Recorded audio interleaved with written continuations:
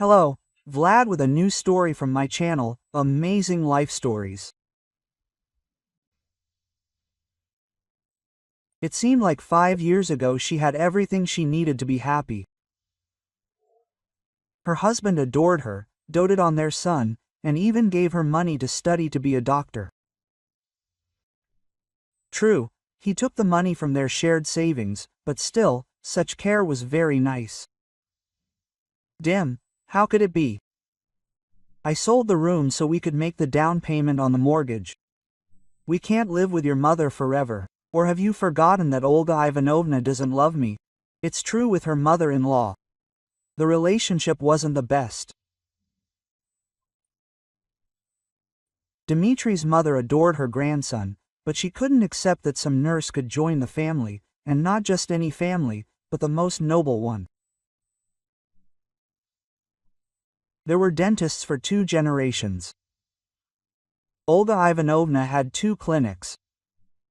She worked in one, and Dima in the other. So they looked after the family property and the other doctors. The clinic had an excellent reputation.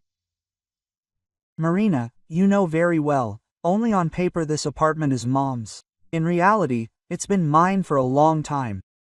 Yes, Mom is a difficult person, but she keeps her word. So why don't you study? You've always dreamed of it.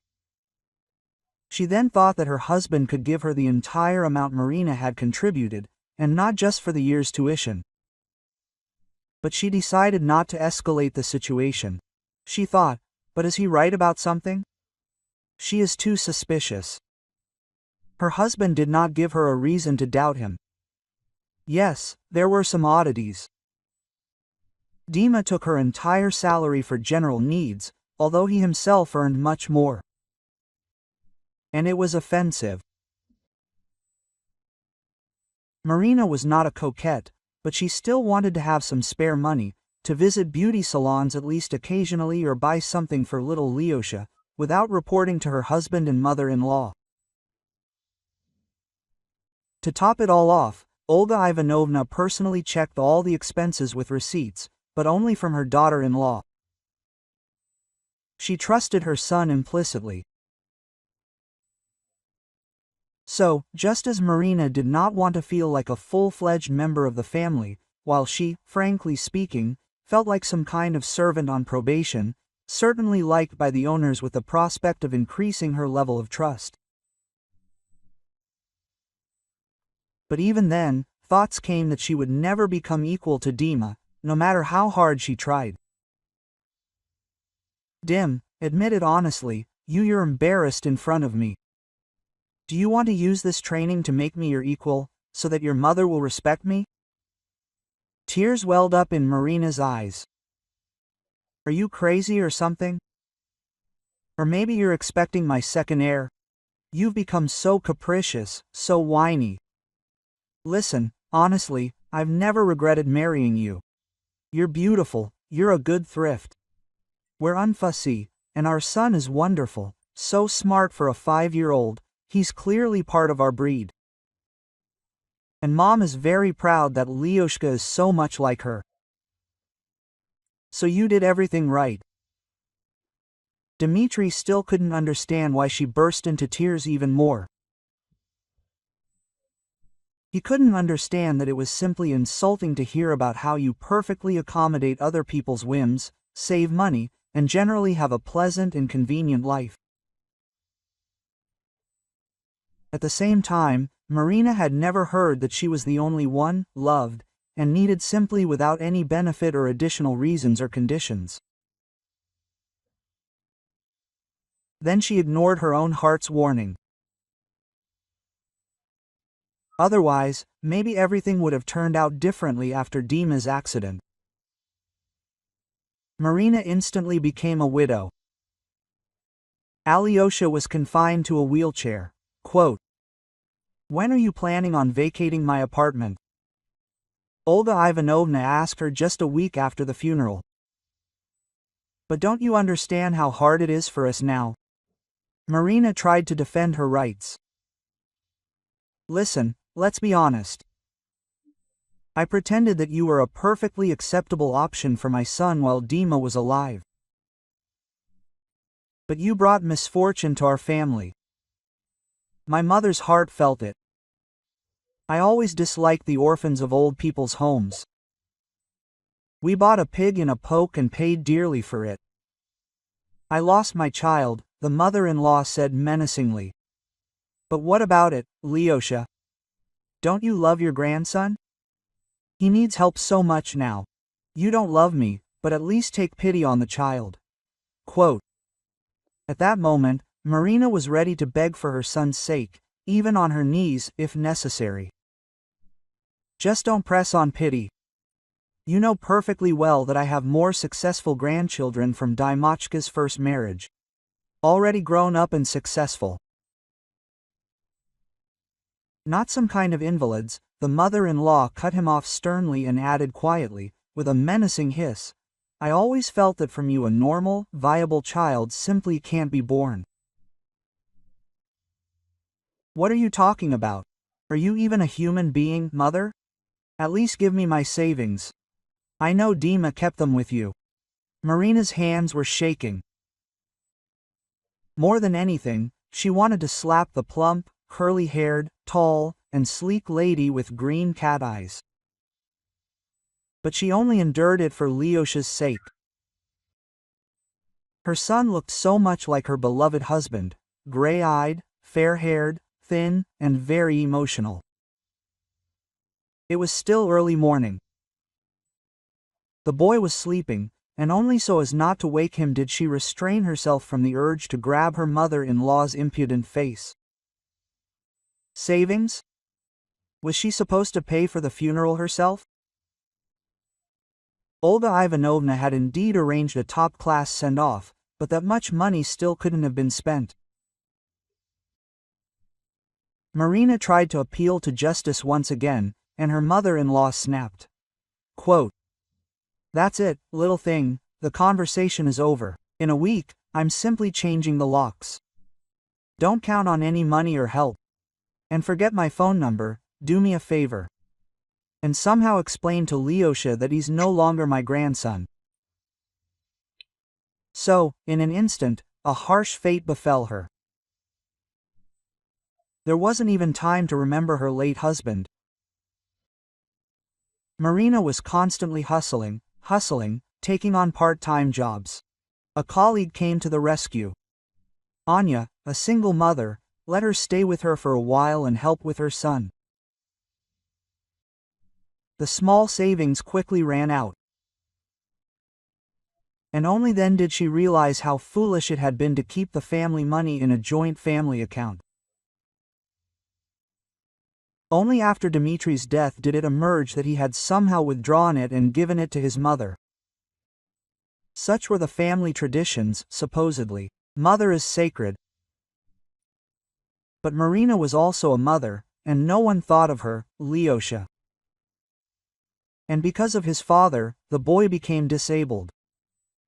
Dima had had too much to drink at his precious mother's anniversary party, and then he got behind the wheel. Marina had often regretted not going to her nasty mother-in-law's anniversary party, because everything could have turned out very differently. But time couldn't be turned back, and there was no one left to turn to for help. Dima was in the afterlife, and even voicing her grievances was impossible. Marina now realized she'd been living in a fantasy, and perhaps all their love had been hers alone, while her husband was a typical infantile mama's boy. But what was the point of dwelling on that now? Life was rapidly spiraling downwards. Marina was growing increasingly tired. It was unclear where she would find the money and energy. What if Anya no longer allowed her to stay with her? What if her boss, who was increasingly complaining about her constant fatigue, fired her from her job?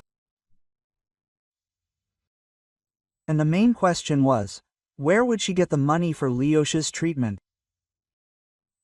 She was ready to face any adversity and challenge, just so her son could get back on his feet. Of those who would have given their lives for Lyosha's happiness, she was the only one left. So there was no point in wasting time and energy wondering who was right and who was wrong. 5 years had passed since all the tragic events, but there had been no significant progress in the treatment. They managed to secure a quota, but they still needed to raise a certain amount to travel and pay for the medication. They didn't have that kind of money. Anya, stop tolerating this sufferer. Yes, people need help, but only if they themselves are trying to get back on their feet as quickly as possible and get off someone else's back. The head doctor couldn't stand Marina. For several years, Yuri Olegovich had been trying to hit on a petite, blue-eyed brunette with a chiseled figure, but he'd been rebuffed.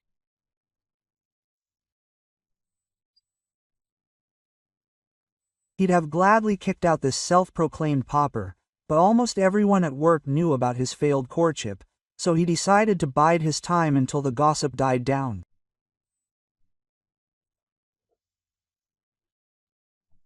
He also tried to turn Marina's only friend against him. Yuri Olegovich was also angry at Anna. If she hadn't helped her friend, she would clearly have been more accommodating. And Yuri's marriage wouldn't have been an obstacle for the overly demanding and insolent nurse.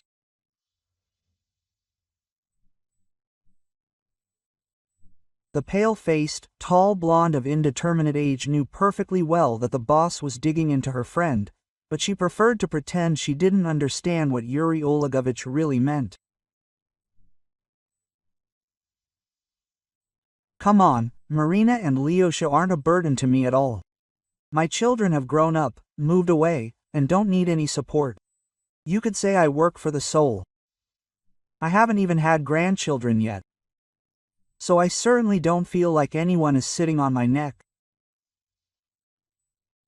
Once again, Anna delicately made it clear that the boss wouldn't be able to drive a wedge between her friends. Anna wasn't all that clinging to the job. Yuri Olegovich understood this perfectly well. Her children earned a good living and were ready to help their mother. So it was true. It was that rare case of someone working simply out of vocation. You shouldn't have done such a bad job. You'll see, that Marina will still pull a fast one on you. I can see right through people like that. You'll regret not listening to me. As they say, do good and get out of here fast, hissed the bald, broad-shouldered Yuri Olegovich. When he walked off down the hallway, stomping loudly with his hands, Anya smiled. There were probably few nurses who hadn't been approached by the 40-year-old Ulavelas. But Kani never showed any interest, and she was only too happy about that.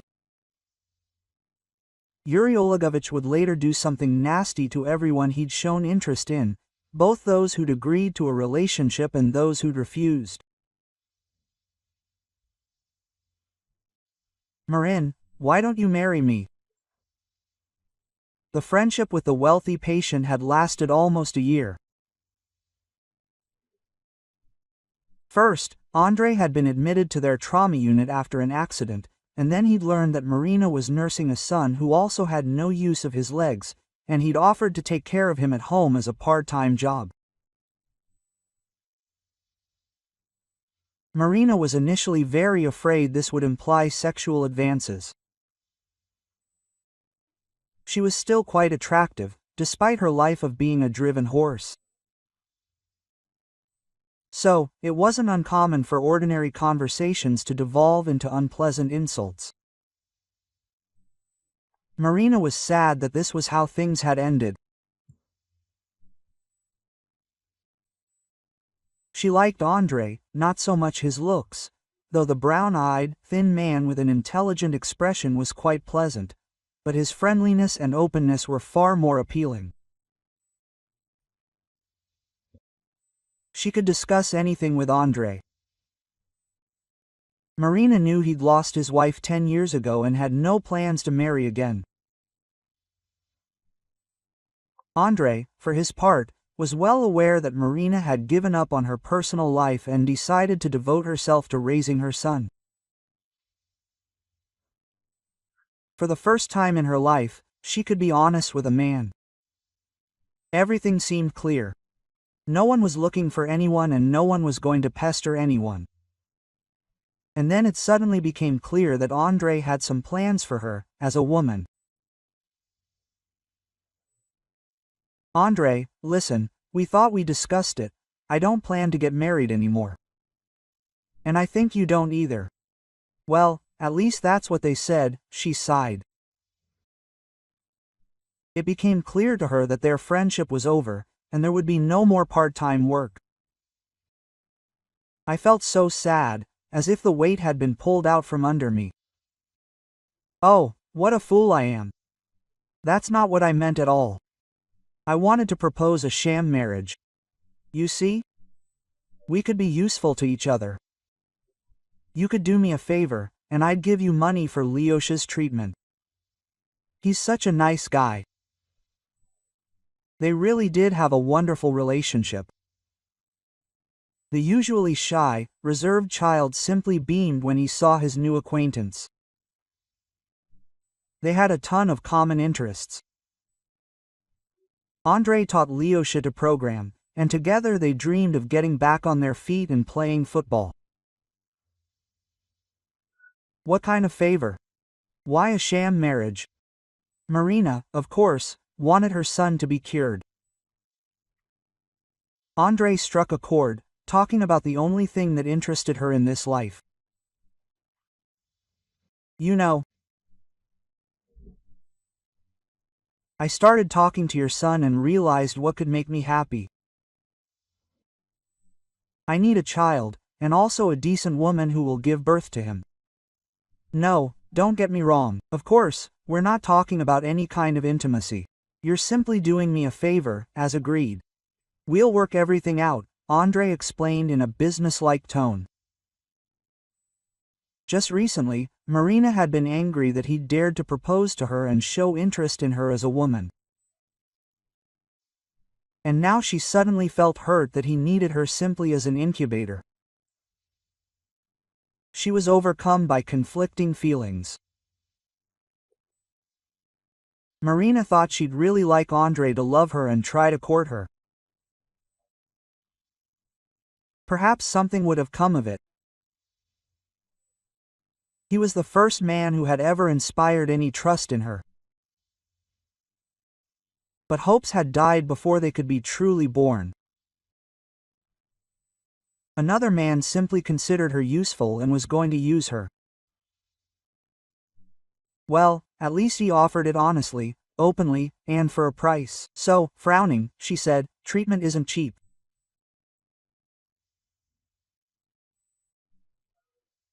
And we, with our son, need some kind of place to live, even a one-room apartment on the outskirts.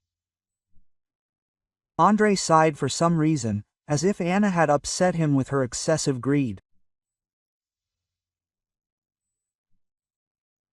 Marina thought he might have been counting on a cheaper way to have a child, and was about to say that a room would be enough, afraid he'd refuse the offer altogether. After all, the prospect of a new life had seemed too vivid to her. But before she could utter a word, Andre said, "Of course, I wanted to offer this myself. You'll get half the money before the procedures, but I have conditions. Until the birth of my child and for some time after, you need to live with me, of course, with all expenses covered by me. And we'll also have to officially get married. I'd like the child, when he grows up, to think that we loved each other, but then just broke up for some reason. Do you understand? Born in love?" Andre asked. "Yeah, right. It's stupid in my situation to refuse, but half the money in advance." Marina felt awkward when she squeezed these words out of herself. However, life had already taught her that it's not worth trusting other people. She couldn't yet imagine how she could refuse the baby she was carrying, and this question exuded coldness and horror. But now she couldn't think about everything at once. The main thing was to save Lyoshka. Perhaps later she would think of something. Who knows, maybe Andrei would allow her visit the child, and everything will somehow be resolved. Right now, she had only one chance to fix everything. I agree. And for some reason, Andrei smiled. Broadly, kindly. It seemed he wasn't put off by her excessive material interest, and Marina seemed to feel better. She thought this meant he wasn't going to cheat her. Yes, it was wrong to think badly of people, but her position obliged her. In Marina, the qualities of greed, mistrust, and all that kind of thing developed too slowly. Apart from the wheelchair user, no one was around. The head doctor somehow found out about Marina's wedding and spread unpleasant rumors about her selling out to the first person she met, hinting that this was a disguised form of providing indecent services and the ultimate degree of treachery. This Andrei probably doesn't even realize who he's dealing with. He's on medication after an accident. These types of people gain trust, and then the money disappears. Yuri Alekovich, you seem to have they were dreaming of firing me, which is why I'm so unhappy now. Marina didn't want to respond to the chief's hissing. She needed the strength to change her life for the better. There might never be another chance. Oh well, she wanted an easy life. I hope she doesn't come running and fall at my feet later. The freeloader, that of yours will give you a kick in the ass. You'll regret it. The chief doctor barely signed the resignation letter. And, it seemed, of all her colleagues, only Anya was happy that something was changing in her friend's life. Quote, you know, what if things work out for you? But if not, you can always come back to live with me, she said. The friends hugged and cried.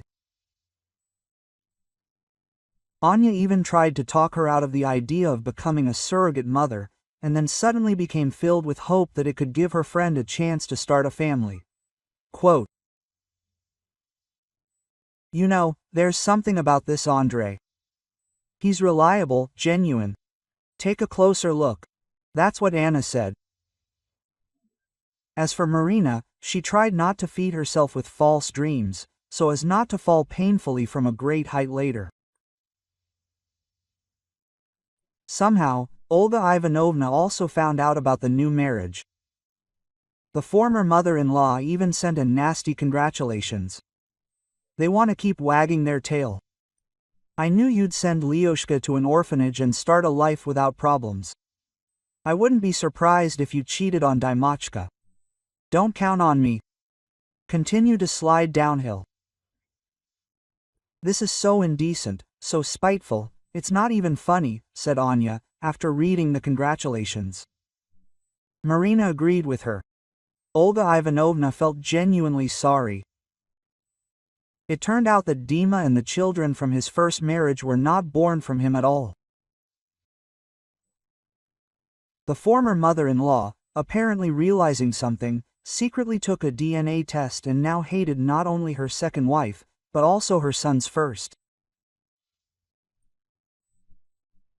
She was rowing, as they say, under one to top it all off. Her first daughter-in-law sued her for one of the clinics, so Olga Ivanovna had every reason to condemn all of her late son's women.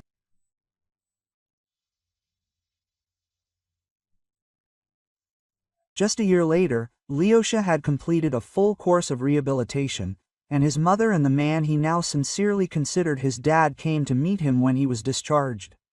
Quote, will I have a brother or sister? Asked the happy boy, leaning on a cane. Andrei had walked this path with him, but unlike Lyosha, he could already walk on his own without aids. His little sister Marina blushed. For about 6 months she had been struggling and didn't know why the process wasn't working artificially. And finally, she told Andre that it seemed there would be no benefit from it and even intended to return the money. Slowly and gradually. But, to her surprise, Andre said that he only wanted one thing for Marina and Lyosha to be happy. With or without him, it didn't matter. And then he confessed his love to her. And then something happened, and the process of starting a new life happened in the most natural way.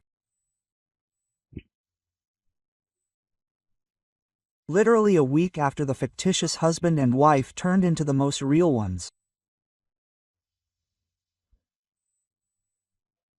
She and Andre agreed that they would never tell the children the agreement with which their relationship began.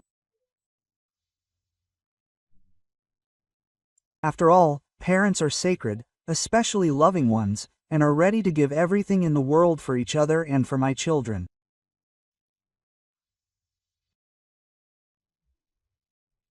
If you like the story, please support me with a thumbs up. It's just one click for you, but it means a lot to me. Thank you. M.